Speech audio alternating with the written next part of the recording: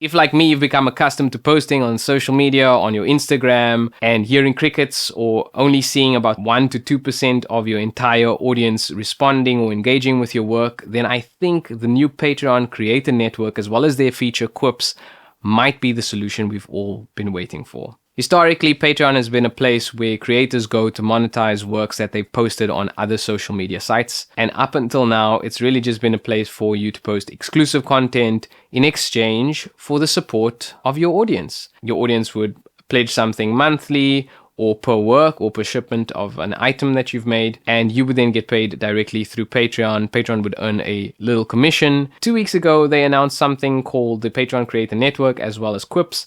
In my mind, it's the ideal version of what social media could have been or should have been. As an artist, you're able to post things that you make, and you get to see those things reach the entire community of people connected to that network. So Patreon has gone ahead and they've built it, except it's more like the old internet and is completely different to what's happening on places like Instagram now, where the stuff that you post competes against millions of others, specifically competing against virality, AI slop, influencers, and paid ads. On Patreon, there's none of that so far in the Patreon Creator Network, and I've been on there for 3 weeks, and it's been an interesting journey of discovery. What is a Quip? A Quip is very much like a status update, one that you would find on any other social media site.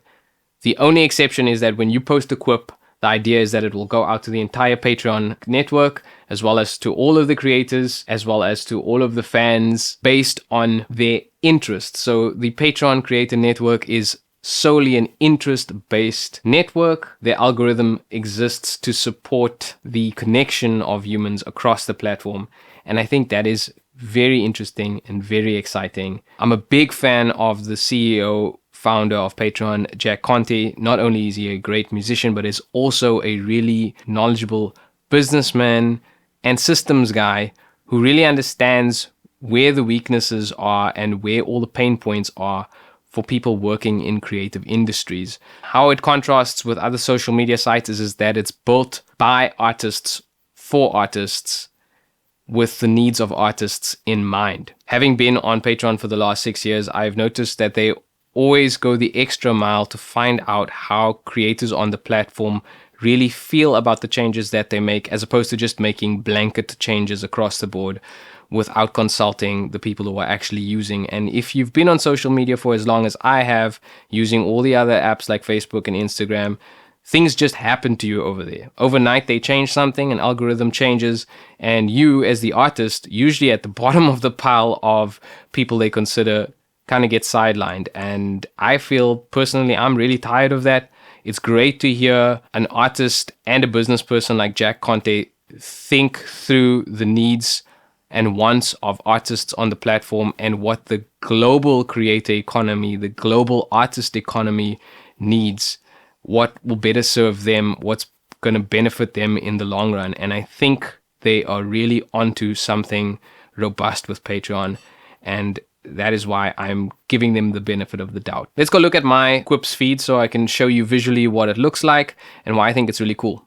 You have your home feed over here on the left. This is my sort of custom feed based on my interests across the platform, based on the creators who I like and follow. It will surface the creators that I follow directly first, giving them preference, then followed by creators that it thinks I might like based on who I interact with, as well as the people I follow. So what I like about it as well, very much like old social media, is that it will display what you follow, who you follow. It will display their posts in reverse chronological order, but it will also surface things from days ago. It won't just give you stuff that's happening right now.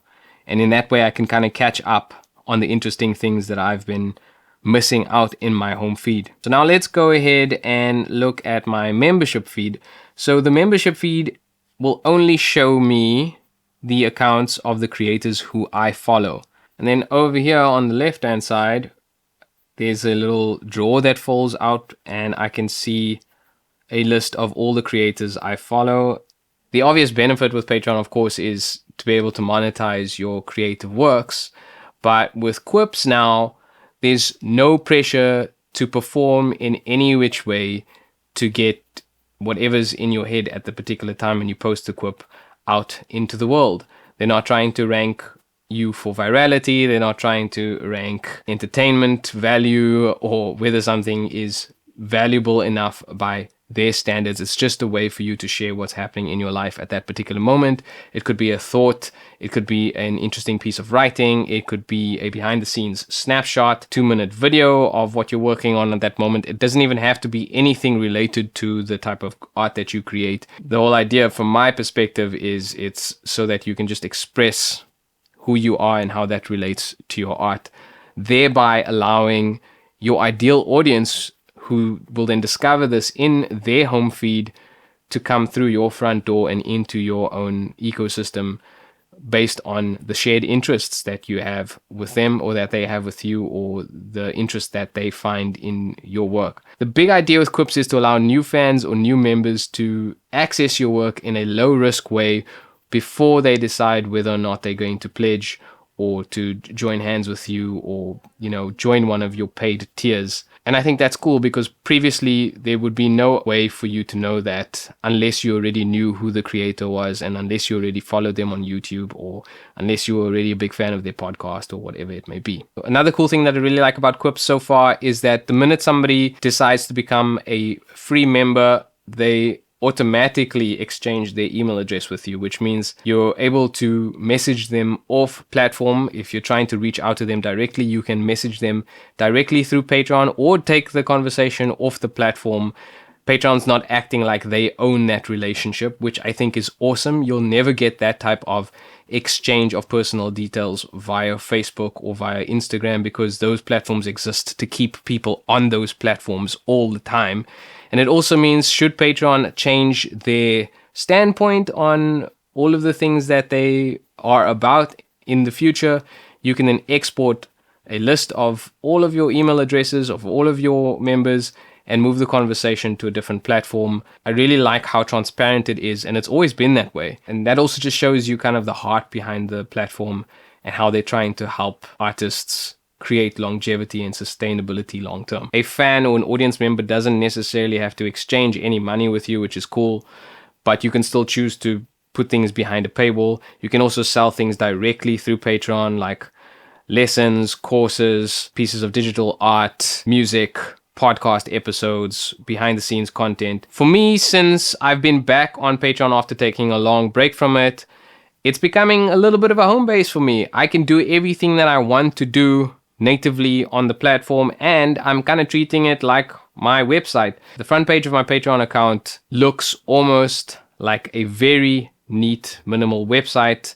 It lists all of my content. I'm able to categorize all of my content and display it in the way that I want, in a way that makes it easy for people to enter my ecosystem and to be like, okay, this is what Josh is about. This is what Fruit Vendor is about. If you're not interested in opening a website or starting one from scratch, the Patreon creator page is actually a great place to host all of your content all in one place without needing to push people to other sites. You can treat it like an email service provider, although it doesn't have a lot of the advanced features that similar platforms provide, like being able to create drip content or funnel content, but it does allow you to reach your audience directly, and it's got a very impressive CRM tool on the back end, which allows you to see where money is coming from, as well as from whom, which new members joined and which people canceled, which people have defaulted or moved to a different tier.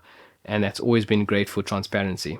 So what are the cons of using Patreon? I've noticed that after being on the Patreon Creator Network on the app for the last 3 weeks and starting to post quips, eventually I started getting people coming over to like and engage, and I started engaging with others, and there was a real sense of reciprocity. The only thing that I haven't seen yet is real reach. What has happened, and Patreon is aware of this, is since they've opened up the network to the entire user base of Patreon, there's been a real oversaturation of creators jumping on and accessing their accounts again and starting to use these new tools, and not big enough of an audience to receive all of the inbound content that's now flooding the feed. So although I've encountered some real connections there, I've had some genuine conversations with people, I personally haven't seen the reach that a lot of some of the bigger creators have seen, and I don't think that has anything to do with them favoring bigger creators.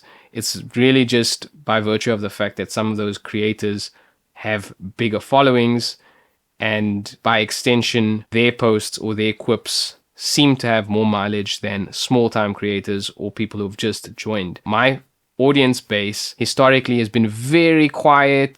I might make posts and they won't even respond. Many of those people are not on the app. So when I do post now, I'm only kind of reaching a handful of people, and it's mostly other creators who I've connected with. But I do remain hopeful because that is already in many ways better than my experience of posting stuff on Instagram or on other social media sites where whatever you post just falls on dead ears. So I am hopeful. Patreon themselves have said that this is something that they're working on to improve the experience for people who want to see reach, who actually don't have an audience, so that creators who do join the platform are able to create an organic native audience on the platform itself without needing to bring people over from other social media sites. Another interesting phenomenon is as soon as I started quipping and interacting with other people on the platform, my free membership count actually went up.